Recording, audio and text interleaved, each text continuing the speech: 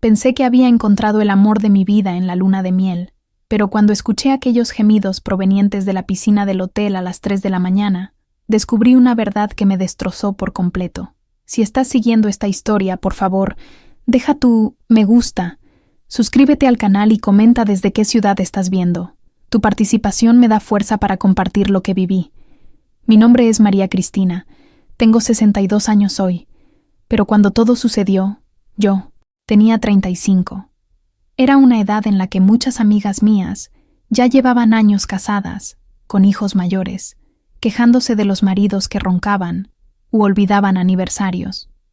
Yo, por otro lado, todavía estaba soltera, viviendo sola en un apartamento pequeño en el centro de la ciudad, trabajando como secretaria en una empresa de contabilidad. No era una mala vida, pero era una vida solitaria. Mi madre, que Dios la tenga, me vivía presionando, diciendo que iba a quedarme solterona, que el hombre bueno era cada vez más raro y que necesitaba bajar mis estándares si quería formar una familia. Yo fingía que no me importaba, pero la verdad es que dolía. Dolía ver a mis primas más jóvenes casándose. Dolía ir sola a las bodas. Dolía volver a la casa vacía todos los días y no tener a nadie con quien compartir las pequeñas alegrías o tristezas. Había salido con algunos hombres a lo largo de los años, claro, pero nunca funcionaba. O ellos querían algo demasiado casual, o yo no sentía esa chispa, ese algo que las películas románticas prometían. Fue en una barbacoa de la empresa, una soleada tarde de sábado de octubre, cuando conocí a Fernando. Él había sido contratado hacía pocos meses como consultor financiero, y yo ya había oído a las chicas de la oficina comentar sobre el hombre apuesto y bien vestido que había llegado. Era alto, tenía canas en las sienes que le daban un aire distinguido, usaba gafas de montura fina y tenía una sonrisa que parecía sincera. Debía tener unos 42, 43 años en aquella época. Fernando se acercó a mí en aquella barbacoa de una manera que pareció natural, casi casual. Yo estaba cerca de la mesa de bebidas cuando él llegó, tomó una cerveza y comentó sobre el calor. Empezamos a conversar sobre cosas sencillas: el tráfico de la ciudad, los proyectos de la empresa, la buena comida que había. Él era educado, atento, me hacía preguntas de verdad, no esas preguntas automáticas que la gente hace por compromiso. Cuando le dije que vivía sola, él comentó que también lo hacía, que estaba divorciado hacía 5 años, sin hijos, y que estaba rehaciendo su vida después de un matrimonio que no había funcionado. Mira, sé que parece un cliché, pero sentí algo diferente ese día. Fernando tenía una forma gentil de hablar.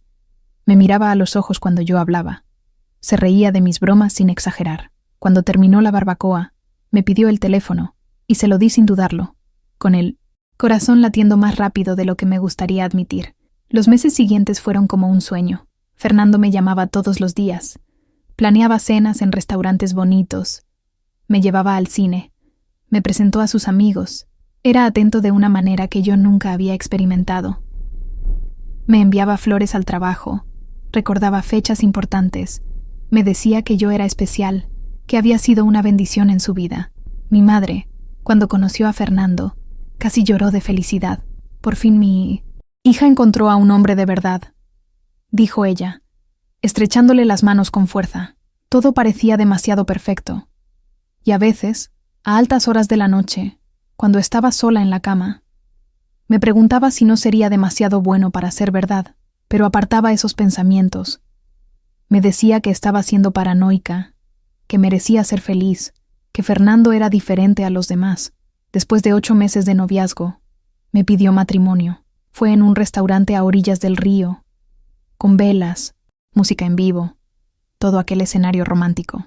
Cuando abrió la cajita con el anillo, las lágrimas rodaron por mi rostro. Sí, yo dijo, sin dudar. Sí, sí, sí. La boda se fijó para 6 meses después. Celebramos una ceremonia bonita, pero no exagerada, en la iglesia del barrio donde crecí. Mi madre estaba radiante. Mis tíos y primos llenaron el salón, y Fernando estaba guapísimo con su traje azul marino. Los ojos le brillaban al verme entrar vestida de blanco. Los votos fueron tradicionales, pero cuando él dijo, prometo amarte y respetarte todos los días de mi vida, Yo lo creí con cada fibra de mi ser. La fiesta fue muy animada. Bailamos hasta tarde. Cortamos la tarta bajo aplausos, y cuando finalmente subimos al coche adornado con latas ruidosas, me sentía la mujer más afortunada del mundo. Pasamos la primera noche como marido y mujer en un hotel cerca de la ciudad, y Fernando fue amable, cariñoso, todo lo que una novia espera. A la mañana siguiente, tomamos un vuelo hacia la luna de miel.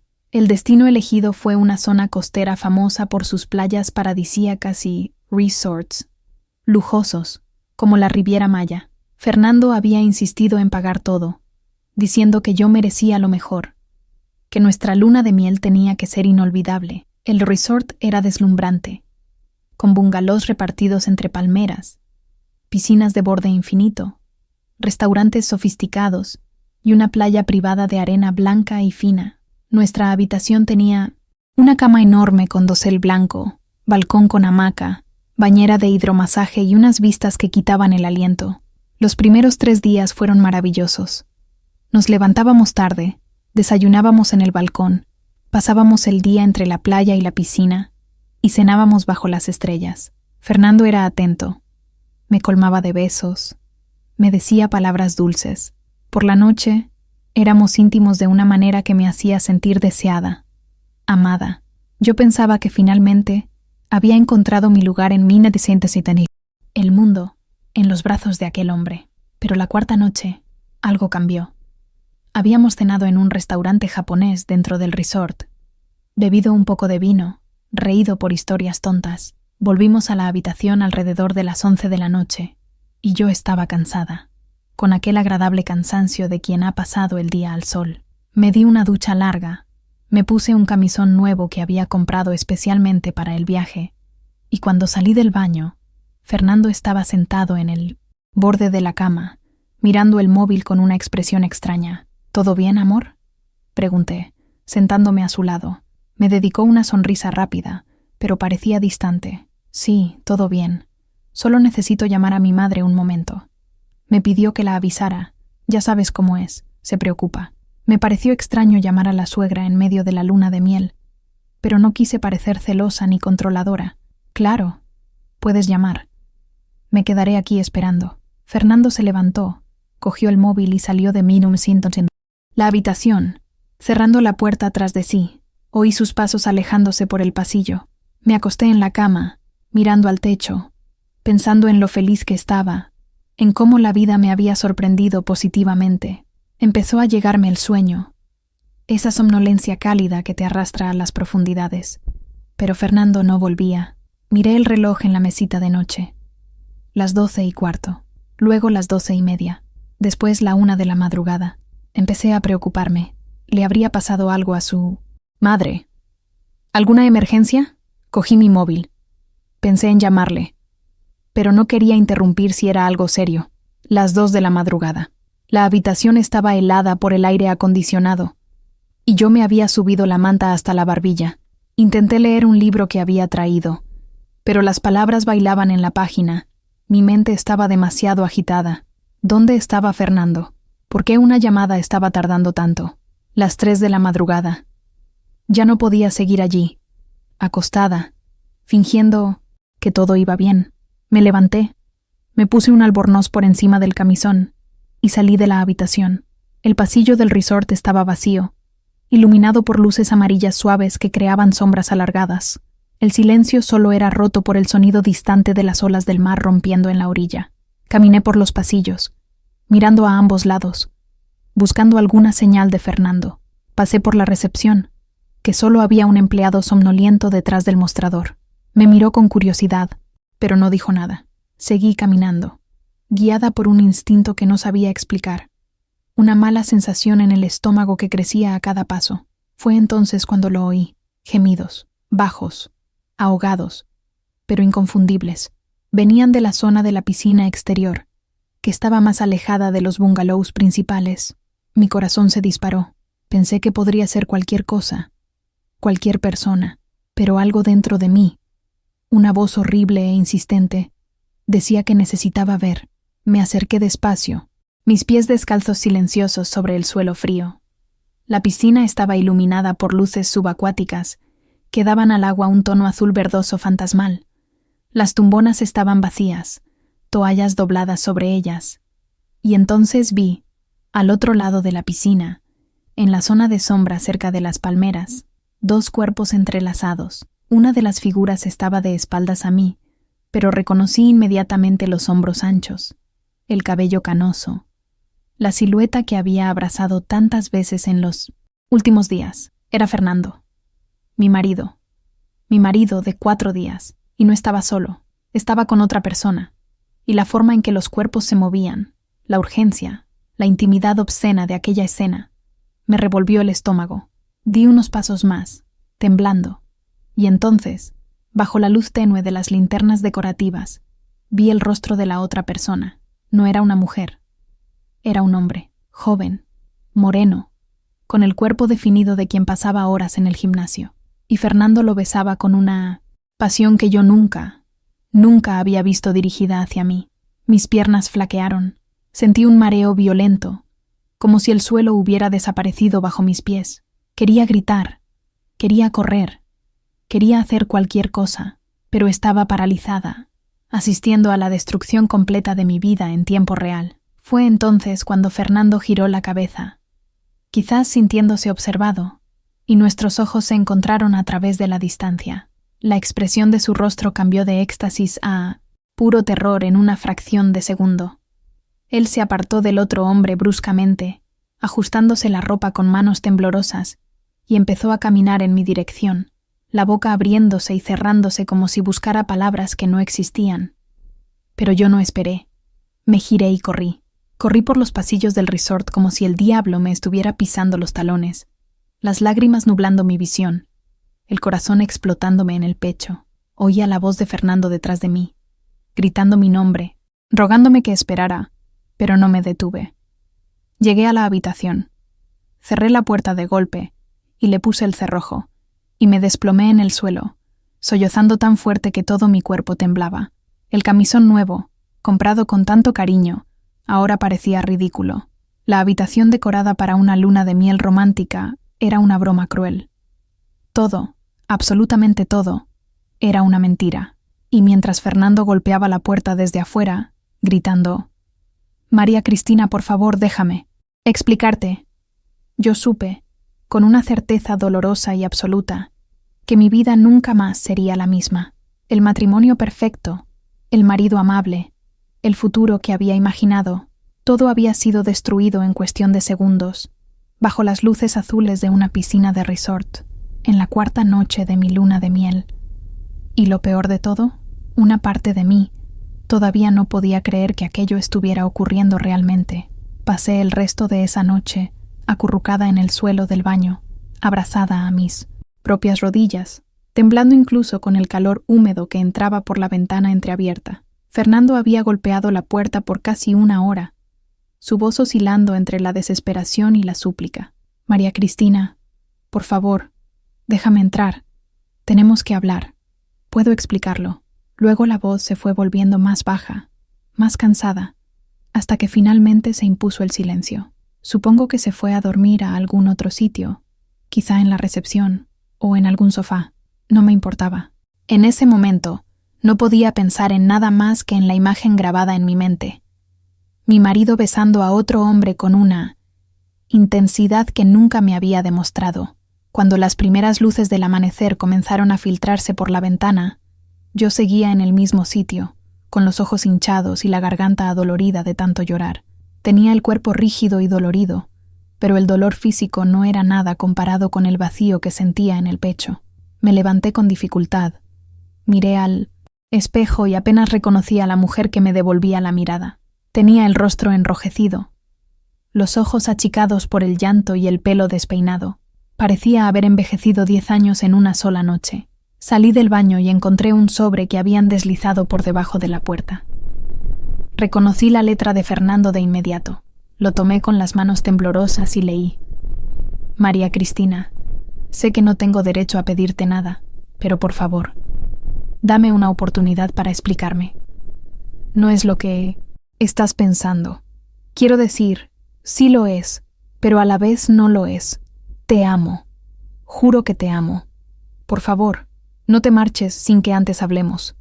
Estoy esperando en la recepción. Fernando. Arrugué el papel con fuerza y lo tiré a la papelera.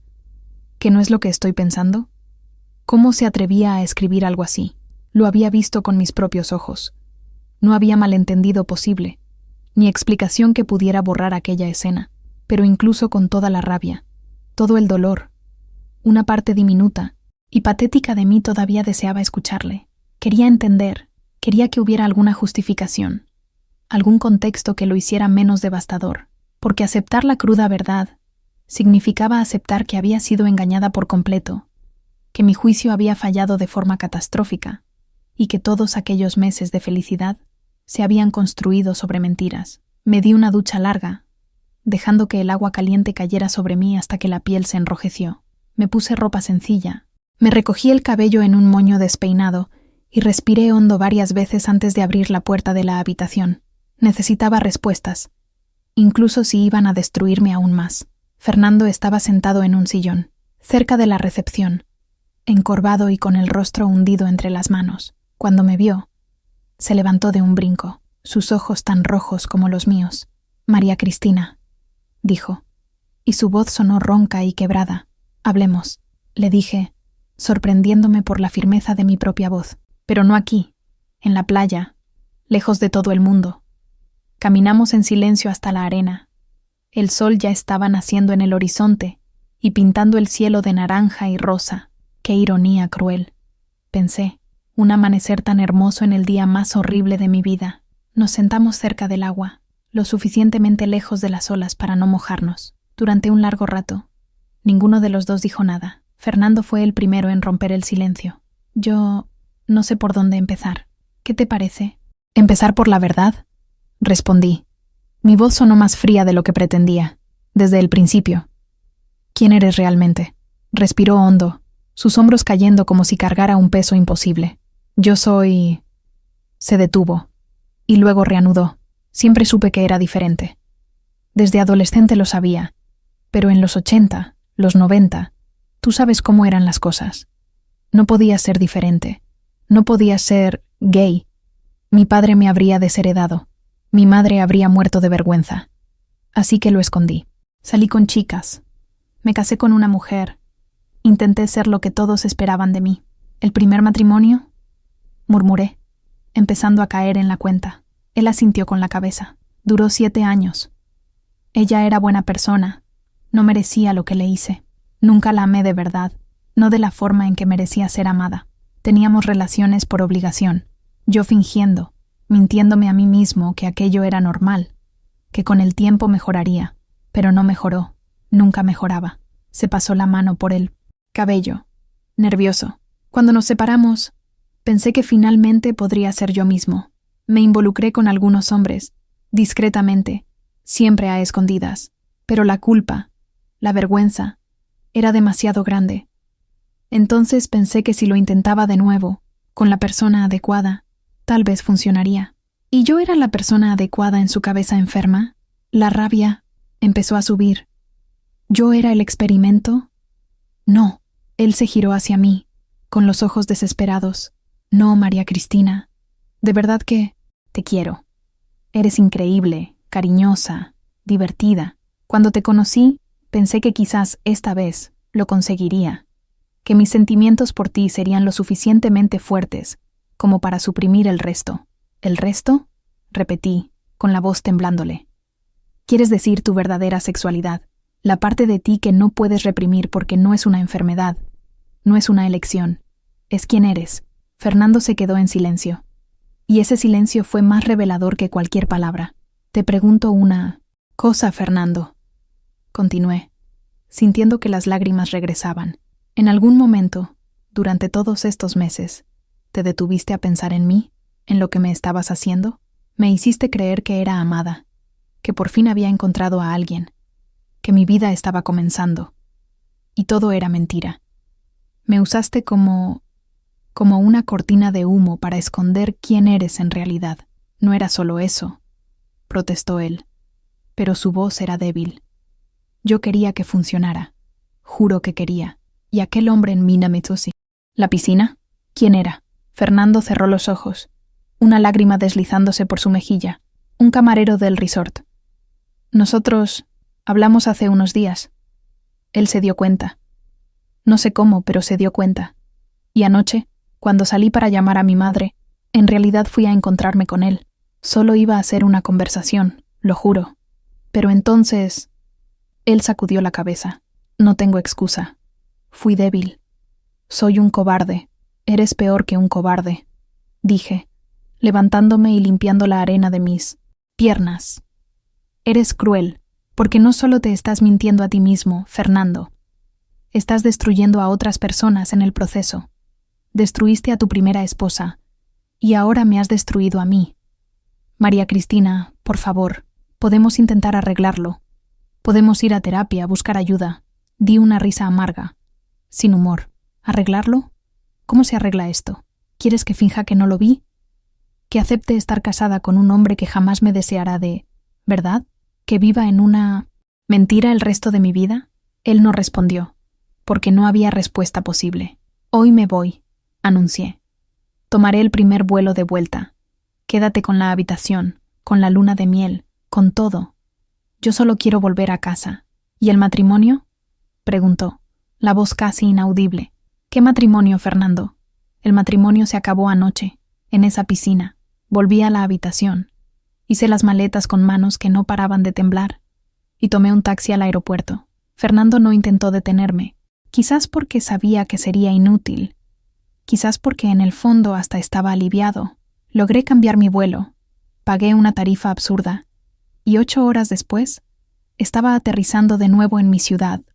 Una mujer completamente diferente a la que había partido 4 días antes. Mi madre casi se desmaya cuando me vio en la puerta. ¿Qué pasó? ¿Dónde está Fernando? ¿Por qué has vuelto? Me derrumbé en sus brazos, llorando como no lo hacía desde niña, y entre sollozos. Se lo conté todo. Vi su expresión cambiar de preocupación a shock, de shock a rabia, de rabia a una tristeza profunda. Hija mía, dijo, acariciando mi cabello, tú no merecías esto. Nadie lo merece. En los días siguientes, la noticia se esparció como la pólvora. Al fin y al cabo, en un pueblo pequeño, una novia que vuelve sola de su luna de miel en 4 días se convierte en el tema de conversación. Mi prima Silvana llamó. Mi vecina doña Irene apareció con un pastel. Las chicas del trabajo mandaron mensajes. Todo el mundo quería saber, y aunque intenté ser vaga, finalmente la verdad se filtró. Fernando es gay. Fernando engañó a María Cristina. Pobre María Cristina. Pobre, esa palabra me perseguía. En el supermercado, sentía las miradas. En la panadería, oía los susurros. En la misa del domingo, veía a las tías del fondo de la iglesia cuchicheando y señalando discretamente. Me había convertido en la mujer engañada, la tonta que no percibió las señales, la víctima de una farsa. Fernando intentó llamar algunas veces. Mandó flores con una tarjeta pidiendo disculpas. Después envió a un abogado con los papeles de anulación matrimonial. Firmé todo sin leerlo bien, solo queriendo que aquello terminara. Técnicamente, el matrimonio ni siquiera llegó a consumarse realmente. Así que la anulación fue relativamente sencilla. En 3 meses, era como si nada hubiera pasado. Al menos, sobre el papel. Pero en mi vida, todo sí había pasado. Volví a vivir sola en mi apartamento. Regresé a la rutina del trabajo, pero era como si estuviera viviendo en piloto automático. Me despertaba, iba a trabajar, regresaba, veía la televisión hasta que me dormía. No tenía energía para nada más. Mis amigos intentaban animarme, me invitaban a salir, pero yo siempre encontraba una excusa. Fue mi amiga Rosana quien finalmente me dio un golpe de realidad. Estábamos tomando café en su casa una tarde de sábado, y ella simplemente soltó: María, ¿vas a pasarte el resto de la vida castigándote por algo que no fue culpa tuya? No me estoy castigando, mentí. Claro que sí. Te estás escondiendo. Tienes vergüenza, como si hubieras hecho algo malo, pero no hiciste nada. Fernando fue el que mintió. Fernando fue el que engañó. Tú fuiste la víctima, no la culpable, pero debería haber notado las señales, Rosana, dije. volviendo a sentir las lágrimas. Debería haber visto que algo andaba mal. ¿Qué señales?, replicó ella. El hombre fue un actor perfecto. Te trató bien, dijo las cosas correctas. Convenció incluso a su propia familia de que era heterosexual durante décadas. ¿Cómo ibas a adivinarlo? Ella tenía razón, pero aceptarlo era difícil, porque era más fácil culparme a mí misma que aceptar que a veces la vida es simplemente injusta, que la gente miente, que no todo amor es verdadero. Comenzaron a surgir preguntas que no tenía valor para formular en voz alta, pero que resonaban en mi cabeza todas las noches. ¿Será que nunca voy a poder confiar en alguien de nuevo? ¿Voy a pasar el resto de mi vida sola? ¿Será que esta fue mi única oportunidad de felicidad y la desperdicié con la persona equivocada? Mi madre, intentando ayudar a su manera, decía que yo necesitaba tener fe, que Dios tenía mejores planes para mí, pero yo había perdido la fe. En Dios, en los hombres, en mí misma. Lo peor eran las noches, sola en la cama, que se sentía demasiado grande, recordándome lo bien que había sido, por un tiempo breve, pensar que ya no estaba sola, recordando el tacto de Fernando, las palabras dulces, los planes que habíamos hecho, todo falso, todo construido sobre mentiras. 6 meses después de la desastrosa luna de miel, me encontré a Fernando por casualidad en la calle. Él salía de un restaurante, y para mi sorpresa, estaba acompañado. Era un hombre joven, guapo, y se reían de algo, muy cerca el uno del otro, cómodos. Cuando Fernando me vio, la risa murió. Sus ojos se encontraron con los míos a través de la concurrida acera, y vi allí culpa, vergüenza, pero también algo que me dolió aún más. Felicidad. Él estaba feliz, finalmente siendo quien realmente era. ¿Y yo? Yo seguía atrapada en aquella noche en la piscina, incapaz de seguir adelante. Desvié la mirada y seguí caminando, con las piernas pesadas, el corazón encogido. Cuando llegué a casa, me senté en el sofá y finalmente dejé salir toda la rabia que había estado conteniendo. Rabia contra Fernando por haber mentido, rabia contra mí por haber creído, rabia contra el mundo por ser tan injusto. Pero en el fondo, por debajo de toda aquella rabia, había un dolor aún más profundo. La certeza de que parte de mi capacidad de amar había muerto en aquella piscina iluminada de azul, y yo no sabía si algún día conseguiría resucitarla. Y esa era solo la punta del iceberg de lo que estaba por venir, porque lo peor ni siquiera había llegado todavía. Los meses fueron pasando, y aprendí a fingir que estaba bien. Sonreía en el siguiente trabajo, hablaba con las compañeras de trivialidades, participaba en las comidas de cumpleaños de la oficina, pero todo era superficial, como si estuviera viendo mi propia vida desde fuera, limitándome a cumplir con los gestos necesarios para parecer una persona funcional. Por dentro, seguía vacía. Fue en esa época, casi un año después del desastre de la luna de miel, cuando empecé a notar cambios extraños en mi cuerpo. Al principio eran cosas pequeñas que yo atribuía al estrés, cansancio excesivo, dolores de cabeza frecuentes, una sensación constante de malestar.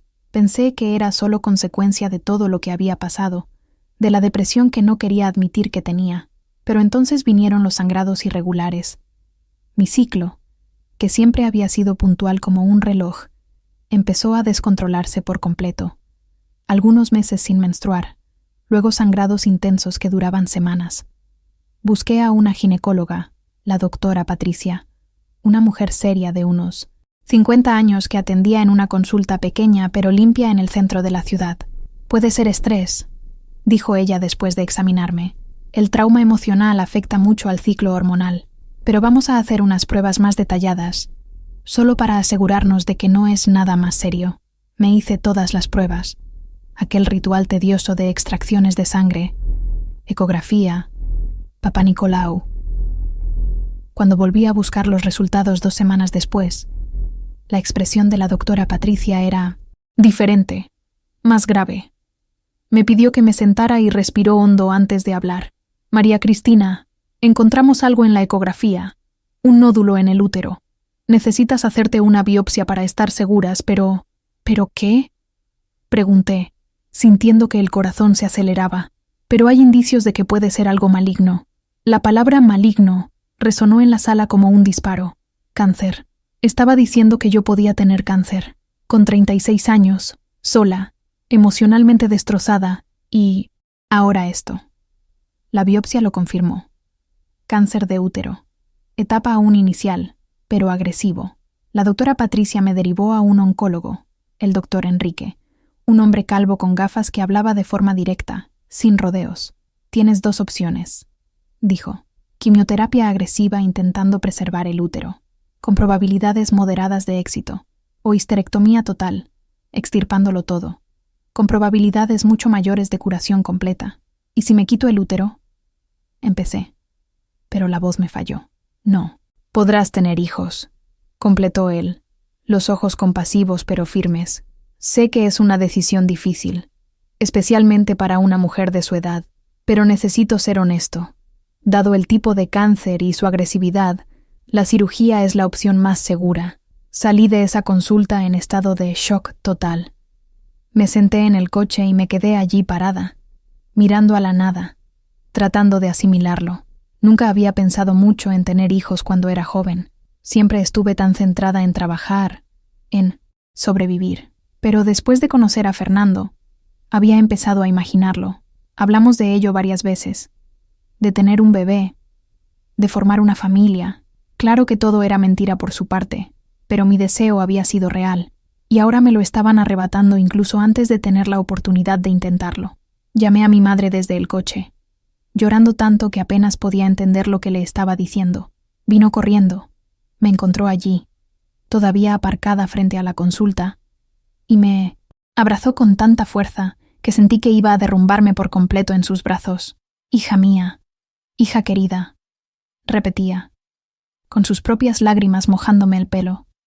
Saldremos de esto. Eres fuerte. Te pondrás bien, pero yo no me sentía fuerte. Me sentía rota, destruida, como si el universo hubiera decidido que yo no merecía ninguna forma de felicidad. Programé la cirugía para un mes después. Mientras tanto, tuve que contarlo en el trabajo y pedir la baja médica. Las chicas fueron solidarias. Me abrazaron. Me dijeron que rezarían por mí. Mi amiga Rosana se ofreció a quedarse conmigo en el hospital. Mi prima Silvana organizó una cadena de oración en la iglesia. Todo el mundo intentaba ayudar de la manera que podía, pero hubo gente que reaccionó de forma extraña. Doña Irene, mi vecina, dijo que era un castigo por algo, que Dios me estaba poniendo a prueba. Una compañera de trabajo mayor, Nieves, comentó en voz baja, creyendo que no la oiría. Pobre mujer. Perdió a Miramotan, su marido, y ahora pierde la oportunidad de ser madre. ¡Qué vida tan triste! Las palabras dolían más que cualquier cirugía. Podría doler. La noche antes de la operación no pude dormir. Me quedé tumbada mirando al techo, pensando en todo lo que había pasado en el último año y medio. El matrimonio que era una farsa, la luna de miel que se convirtió en pesadilla, el divorcio, la soledad, y ahora esto. Sentí una rabia tan inmensa que parecía que iba a ahogarme.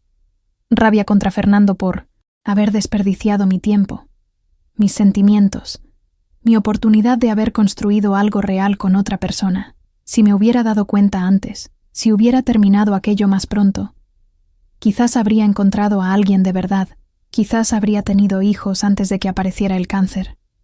Pero no servía de nada pensar en quizás. La vida no funcionaba con quizás.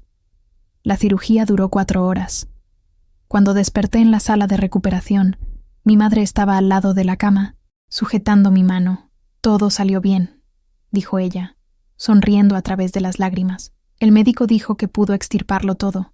Pasé 5 días ingresada. Los dolores postoperatorios eran intensos, pero nada comparado con el dolor emocional de despertar cada día, recordando lo que había perdido. No era solo el útero. Era la posibilidad de un futuro diferente, de una familia, de un propósito más allá de solo existir. Rosalía me visitaba todos los días, traía revistas, intentaba distraerme, con chismes del trabajo. Silvia me llevaba comida casera porque decía que la comida del hospital era deplorable. Mi madre prácticamente vivió en el hospital conmigo, durmiendo en un sillón incómodo y quejándose de que las enfermeras hacían mucho ruido por la noche. En el 4.º día de ingreso, recibí una visita inesperada. Fernando apareció en la puerta de la habitación con flores con un aire incómodo y culpable. «Me he enterado», dijo él. «Tu madre me llamó y me lo contó. Yo lo... Siento mucho, María Cristina». Lo miré y no sentí nada, ni rabia, ni tristeza, ni absolutamente nada. Era como mirar a un extraño. «Puedes irte, Fernando», le dije, exhausta. «No tienes que estar aquí, pero quería ver cómo estabas. Quería, no sé, ayudar de alguna manera». «¿Quieres ayudar?», di una risa sin gracia. «Podrías haber ayudado siendo honesto desde el principio. Podrías haberme ahorrado todo esto, pero ahora es tarde. Así que, por favor, vete y déjame en paz». Se quedó allí parado, unos segundos más, claramente sin saber qué hacer. Luego simplemente dejó las flores sobre una silla y se fue. Mi madre, que había salido a tomar un café, regresó minutos después. «¿Quién trajo estas flores?», preguntó ella. «Nadie importante», respondí, y le pedí que las tirara. La recuperación en casa fue lenta y frustrante. No podía levantar peso, no podía hacer esfuerzo, apenas lograba caminar bien los primeros días. Mi madre se quedó conmigo las primeras 2 semanas, encargándose de todo, cocinando, limpiando, ayudándome incluso a ducharme. Odiaba esa dependencia, odiaba sentirme débil e inútil, pero lo peor eran los momentos a solas, cuando mi madre salía a hacer algo y yo me quedaba tumbada en el sofá, la mano yendo automáticamente al abdomen, sintiendo la cicatriz todavía adolorida bajo la ropa. Era como si una parte esencial de quien yo era hubiera sido arrancada. Ya no estaba completa, estaba rota, defectuosa.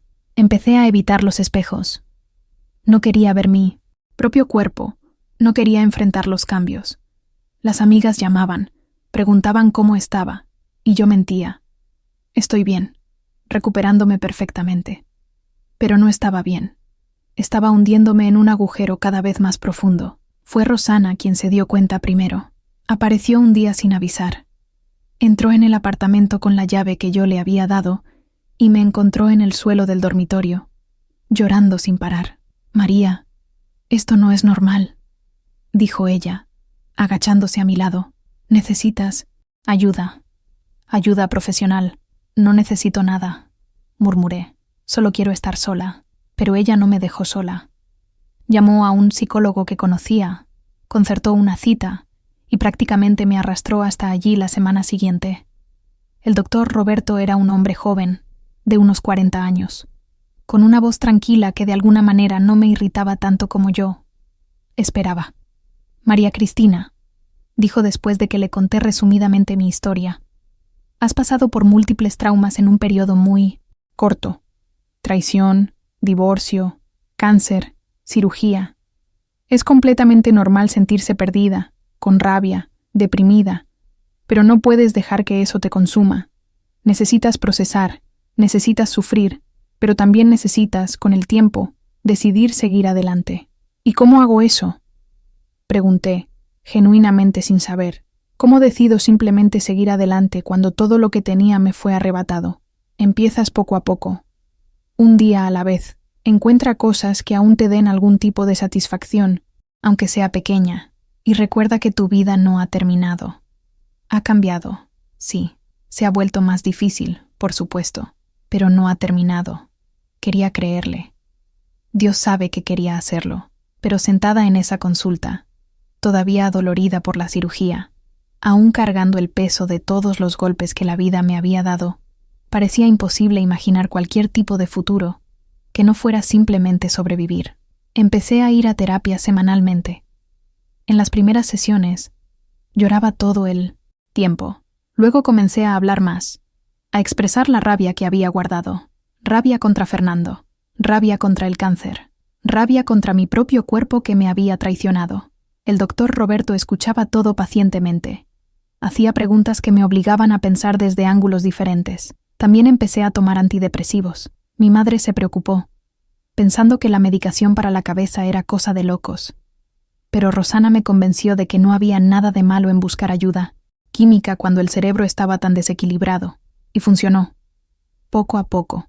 No fue un milagro, no fue una cura instantánea, pero la pesada niebla comenzó a aclararse un poco. 2 meses después de la cirugía, volví al trabajo. Fue extraño al principio. Todo el mundo me trataba con un cuidado excesivo, como si fuera a romperme en cualquier momento. Pero poco a poco la rutina ayudó. Tener algo que hacer, gente con quien hablar, objetivos pequeños y alcanzables. Fue en una de esas tardes, fue en mi trabajo, archivando documentos en la sala de archivos, que encontré una carpeta antigua con mi nombre. Curiosa, la abrí. Eran papeles de la época en que entré en la empresa. Hacía casi 15 años. Había una foto mía, joven, sonriendo, con los ojos llenos de esperanza. Miré a aquella chica y casi no la reconocí. ¿Qué le había pasado? ¿Cuándo exactamente la vida había apagado esa luz de sus ojos? Me llevé la foto a casa y la puse en la nevera con un imán. Todos los días, cuando cogía agua o comida, veía aquel rostro joven mirándome de vuelta y empecé a hacerme una pregunta diferente. No qué le había pasado, sino qué podía hacer yo para honrar a aquella niña que un día fui, aquella que tenía sueños, que creía en cosas buenas, que no había dejado que la vida la destruyera por completo. Fue un pensamiento pequeño, casi tonto, pero fue la primera señal de que quizás, solo quizás, aún quedaba esperanza. Claro que yo no sabía, en ese momento, que lo peor aún estaba por llegar, porque la vida, aparentemente, todavía no había terminado de ponerme a prueba. Y el siguiente golpe sería tan devastador que haría que todo lo anterior pareciera solo un ensayo. Pasaron 3 años desde la cirugía, 3 años en los que aprendí a vivir una vida diferente a la que había imaginado. No era la vida que quería, pero era la vida que tenía. Y poco a poco fui encontrando pequeños momentos de paz. La terapia continuó. Los medicamentos ayudaron a estabilizar. Y comencé a aceptar que quizás mi destino fuera ser la tía genial, la amiga presente, la hija dedicada. No sería madre, no tendría un marido, pero podía tener otras cosas. Volví a asistir a la iglesia los domingos, más por costumbre y por la compañía de mi madre que por fe renovada. Fue en una de esas misas donde conocí a Julio. Él era el nuevo coordinador del grupo de jóvenes, aunque ya tuviera 45 años. Viudo desde hacía 2 años, su esposa había muerto de un aneurisma súbito. Tenía una hija de 18 años, Camila, que estaba terminando la educación secundaria. Medio. Julio era diferente a Fernando en todo. Era más bajo, más corpulento, con una barriguita que no le importaba lucir. Tenía una sonrisa amplia y genuina. Se reía demasiado fuerte durante los cafés de la comunidad y hablaba con todo el mundo como si fueran viejos amigos. No era guapo en el sentido convencional, pero tenía algo cautivador, una buena energía. Empezamos a hablar después de las misas. Él me preguntaba sobre mi trabajo. Yo preguntaba sobre su hija. Conversaciones ligeras, sin presiones. Luego empezó a invitarme a los eventos de la iglesia, siempre en grupo, siempre de manera casual. Una barbacoa benéfica, una tarde de bingo, un paseo por el parque. Mi madre se emocionó. Este Julio es un buen hombre, María Cristina. Trabajador, temeroso de Dios, viudo, al igual que tú eres divorciada. Sería un buen comienzo. Mamá, por favor, le rogué. No, empieces con eso. Solo somos amigos. Pero poco a poco me di cuenta de que Julio quería ser más que un amigo. En las miradas que duraban un segundo de más, en los toques discretos en el brazo cuando hacía una broma, en la forma en que siempre se las arreglaba para sentarse a mi lado. Y por primera vez en años, sentí algo que no era miedo o desconfianza. Era una curiosidad cautelosa, una pequeña chispa de interés. Fue él quien tomó la iniciativa. Después de 6 meses de amistad, me invitó a cenar. Solo nosotros 2, especificó, nervioso. Si quieres, claro, sin presiones. Acepté, más por querer intentarlo que por la certeza de que estaba lista. Fuimos a un restaurante italiano sencillo, con manteles de cuadros y velas gruesas en las mesas. Julio estaba visiblemente nervioso, derramó vino en el mantel y se hizo un lío explicando el menú. Era torpe de una manera que encontré bastante adorable. Durante la cena, hablamos de todo. Me contó sobre su esposa, Elena, y lo difícil que había sido seguir adelante. Yo conté sobre Fernando, omitiendo los detalles más dolorosos, pero dejando claro que había sido una experiencia traumática. Y conté sobre el cáncer, sobre la cirugía, sobre no poder tener hijos. Esperaba que eso lo alejara, como había alejado a los pocos hombres que habían mostrado interés a lo largo de los años. Pero Julio simplemente tomó mi mano sobre la mesa y dijo: «María Cristina, todo el mundo tiene una historia. Todo el mundo tiene cicatrices. Las tuyas no te hacen menos valiosa». Esas palabras me llegaron muy hondo. Empecé a llorar allí mismo, en medio del restaurante, y Julio me alcanzó una servilleta. Esperó pacientemente hasta que me recompusiera. Cuando volvimos a su coche, antes de dejarme en casa, me preguntó si podía besarme. Asentí que sí, y fue un beso suave, respetuoso, sin urgencia, completamente diferente del único beso que había compartido con Fernando, aquel lleno de mentiras. Empezamos a salir, despacio, sin prisa. Julio me presentó formalmente a su hija, Camila, quien me trató con educada distancia al principio. Era natural. Ella todavía estaba lidiando con la pérdida de su madre. No quería ver a otra mujer en su lugar. Respeté ese espacio. Nunca intenté forzar la cercanía. Después de un año de noviazgo, Julio me pidió matrimonio. Fue simple, en el balcón de su casa, sin joyas caras ni gestos grandiosos, solo él, arrodillado, sosteniendo un anillo modesto, preguntando si aceptaba construir una vida a su lado. Esta vez, cuando dije sí, fue diferente. No tenía esa euforia ciega que sentí con Fernando. Era más calma, más madura. Era aceptar que la vida me había herido, pero que aún merecía intentar ser feliz. Era elegir confiar de nuevo, incluso con todas las cicatrices. Nos casamos en una ceremonia pequeña, solo con familia y amigos cercanos. Mi madre lloró de alegría. Rosaura fue mi madrina. Camila estaba allí, un poco tensa pero presente, y esta vez, la luna de miel fue diferente. Fuimos a una posada en el interior, un lugar sencillo con cascadas y senderos. Julio fue cariñoso, paciente, y cuando finalmente nos hicimos íntimos, fue con respeto y ternura. En los primeros meses de casada, creí que finalmente encontré mi lugar. Julio era un verdadero compañero. Repartíamos las tareas de la casa, veíamos películas tontas en el sofá, hacíamos planes para el futuro. Él nunca me hizo sentir menos por no poder tener hijos. Decía que ya tenía a Camila, y que si yo quería, podíamos considerar la adopción en el futuro. Pero entonces, pequeñas cosas empezaron a molestarme. Nada flagrante, nada obvio, solo señales. Julio empezó a llegar tarde del trabajo con una frecuencia creciente. Siempre tenía una excusa razonable. Una reunión que se alargó, un cliente que apareció a última hora, un tráfico imposible. Pero cuando yo lo llamaba a su móvil en esos momentos, rara vez contestaba a la primera. Me devolvía la llamada. Minutos después, la voz un poco jadeante, diciendo que estaba en medio de algo. Empecé a notar olor a perfume distinto en sus camisas, perfume femenino, dulce, nada parecido al que yo usaba. Cuando le pregunté, se encogió de hombros. Debe ser de alguna clienta. Ya sabes cómo es. Un abrazo de saludo. Esas cosas. Los mensajes en su móvil empezaron a llegar a horas extrañas, de madrugada, fines de semana.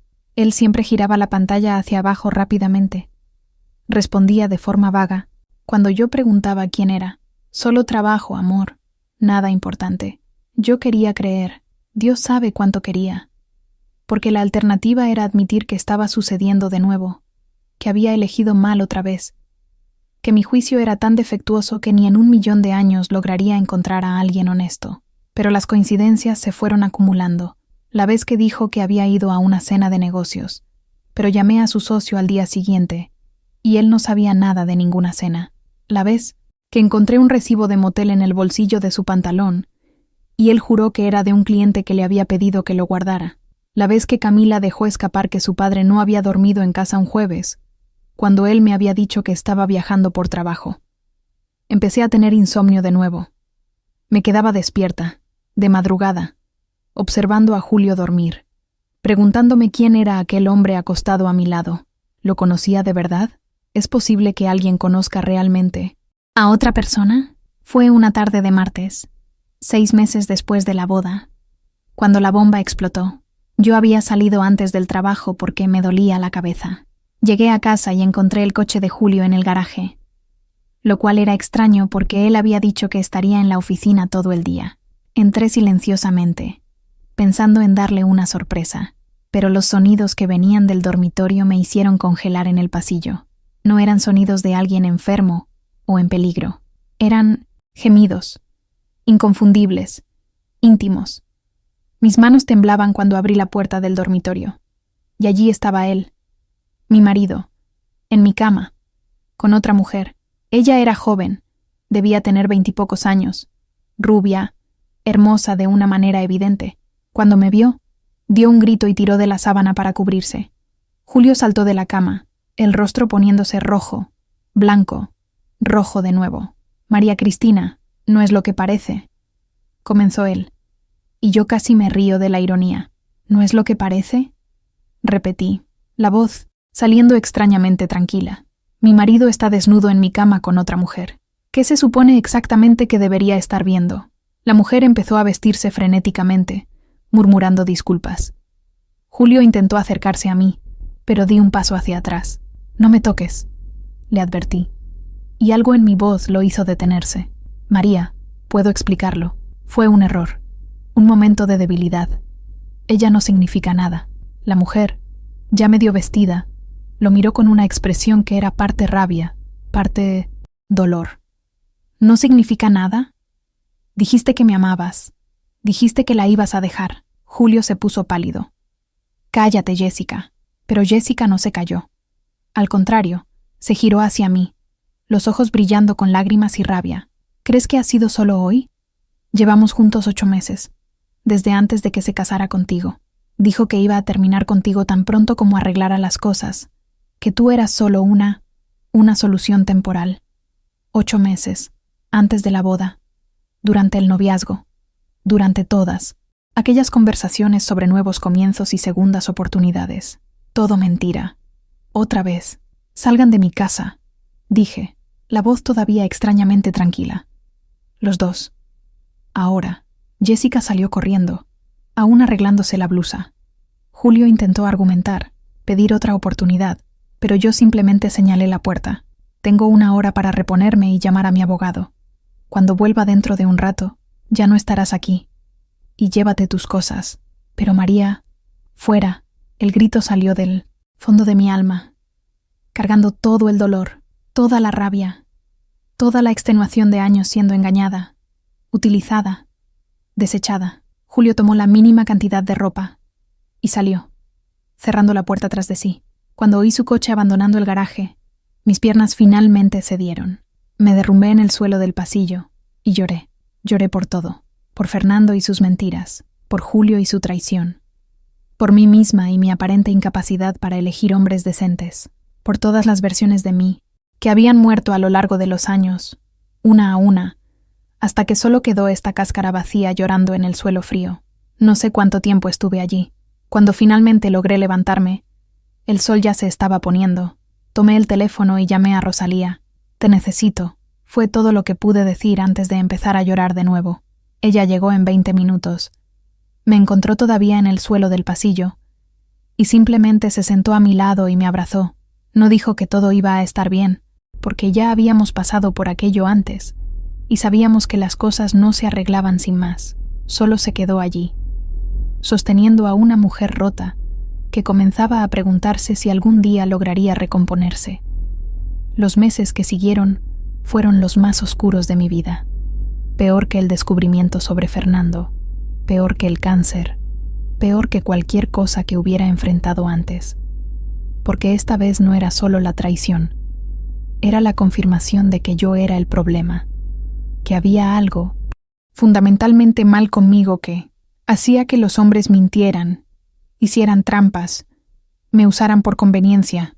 Entré en una espiral peligrosa, dejé de ir a terapia, dejé de tomar los medicamentos, dejé de contestar llamadas. Rosalía y mi madre se turnaban llamando a mi puerta, rogándome que las dejara entrar, pero la mayoría de las veces fingía no estar en casa. Pedí una baja laboral alegando problemas de salud, lo que técnicamente no era mentira. Mi salud mental estaba destrozada. Pasé semanas en la cama, levantándome solo para ir al baño o para buscar algo de comer cuando el hambre se hacía insoportable.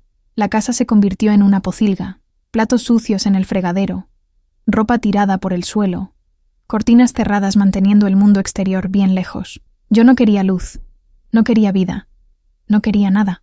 Fue Rosalía quien finalmente irrumpió. Literalmente. Apareció con un cerrajero. Abrió la puerta a pesar de que yo le gritaba que se fuera. Y cuando me vio, tirada en la cama hacía 3 días con la misma ropa, el pelo grasiento, la habitación apestando, lloró. «María Cristina, ¿qué te estás haciendo a ti misma?», preguntó ella, abriendo las cortinas con violencia. «No puedes rendirte así». «¿Por qué no?», grité de vuelta, la voz ronca de tanto silencio. «Dame un motivo. Un solo motivo para seguir intentándolo. Porque ya lo he intentado, Rosalía. Intenté confiar de nuevo, amar de nuevo, y mira a dónde me ha traído. Otra vez en la mierda, otra vez sola, otra vez equivocada». «No estás equivocada», dijo ella sentándose en el borde de la cama. «Los hombres que elegiste son los que estaban equivocados. Pero fui yo quien los eligió». Exploté. «Yo. Mi juicio es una basura. Mi intuición no funciona.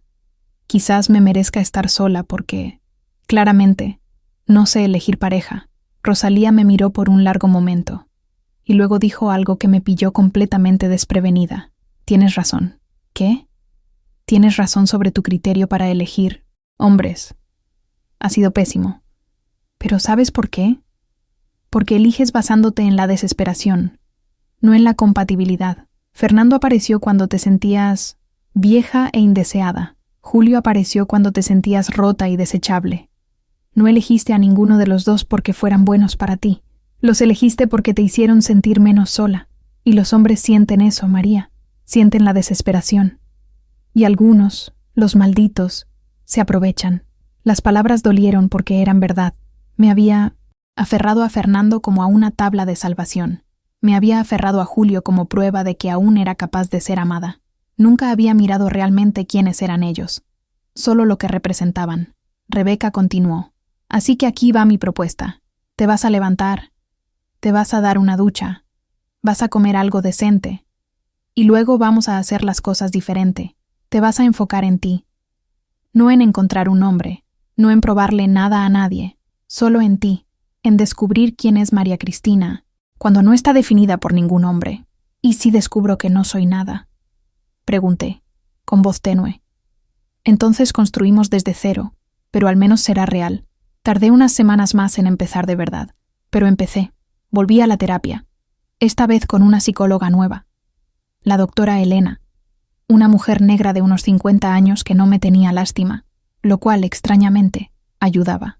Volví a tomar la medicación, volví al trabajo, enfrentando las miradas curiosas y los susurros, pero también hice cosas nuevas.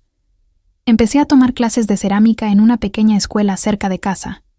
Nunca había trabajado con barro, y descubrí que había algo terapéutico en moldear, crear, destruir cuando no quedaba bien, y empezar de nuevo. Empecé a caminar en el parque todas las mañanas antes del trabajo, sintiendo el sol en el rostro, oyendo a los pájaros, recordando que el mundo seguía girando independientemente de mi dolor. Adopté una perra mestiza de unos 3 años que encontré en el refugio municipal, flacucha y asustada, con un solo ojo. La llamé Frida, en honor a otra mujer que había sobrevivido a un dolor inimaginable y había creado belleza a partir de él. Frida me dio un propósito. Tenía que levantarme para alimentarla, pasear con ella, cuidarla, y ella, sin saberlo, estaba curándome un poquito cada día con su amor incondicional. Los años pasaron. Cumplí 40 años, luego 45, después 50. Mi madre se fue haciendo mayor, más frágil, y empecé a cuidarla, lo que me dio otro tipo de propósito. Rosángela se casó, tuvo un bebé y me hizo madrina. Sostuve a aquella criatura diminuta en mis brazos y lloré, no de tristeza por nunca haber tenido una, sino de gratitud por poder formar parte de la vida de aquella. Tuve otras relaciones a lo largo de los años, pero cortas, sin un compromiso profundo. Aprendí a disfrutar de la compañía masculina sin perderme en ella, a identificar señales de alerta antes de involucrarme. Demasiado. Algunas fueron buenas mientras duraron. Otras fueron errores que reconocí y corregí rápidamente. Ninguna se convirtió en matrimonio. Y me di cuenta de que estaba bien con eso. Cuando mi madre murió, a los 89 años, fue difícil. Pero también fue paz. Había vivido plenamente. Me había visto sobrevivir a lo que intentó destruirme. En el entierro, mirando su fotografía en el ataúd, recordé todas las veces que me había dicho que no me rindiera. Y no me rendí, madre. Susurré. Mira esto. No me rendí. Hoy, a los 62 años, cuando me miro en el espejo, veo a una mujer que sobrevivió. No soy aquella niña de la foto en el frigorífico, llena de sueños ingenuos, pero tampoco soy la mujer destrozada que lloraba en el suelo del pasillo. Soy algo intermedio, algo más fuerte, más real. Tengo cicatrices, físicas y emocionales. Tengo días malos donde la soledad aprieta y me pregunto cómo sería si las cosas hubieran sido diferentes. Pero también tengo días buenos, muchos de ellos. Tengo a Frida, que ahora es vieja y ciega, pero todavía mueve la cola cuando me ve. Tengo mi trabajo, donde ascendí a supervisora después de años dedicados. Tengo mis clases de cerámica, donde ahora enseño a otros principiantes. Tengo a Rosángela y a sus hijos que me llaman tía. Tengo una vida que construí sola, ladrillo por ladrillo, después de que todo se derrumbó. ¿Fernando? Oí que vive en otra ciudad, abiertamente gay, con una pareja estable. Espero que sea realmente feliz ahora, viviendo sin mentiras. Ya no lo odio. Odiar consume demasiada energía. Julio intentó volver algunas veces a lo largo de los años, especialmente cuando Jessica lo dejó y se quedó solo.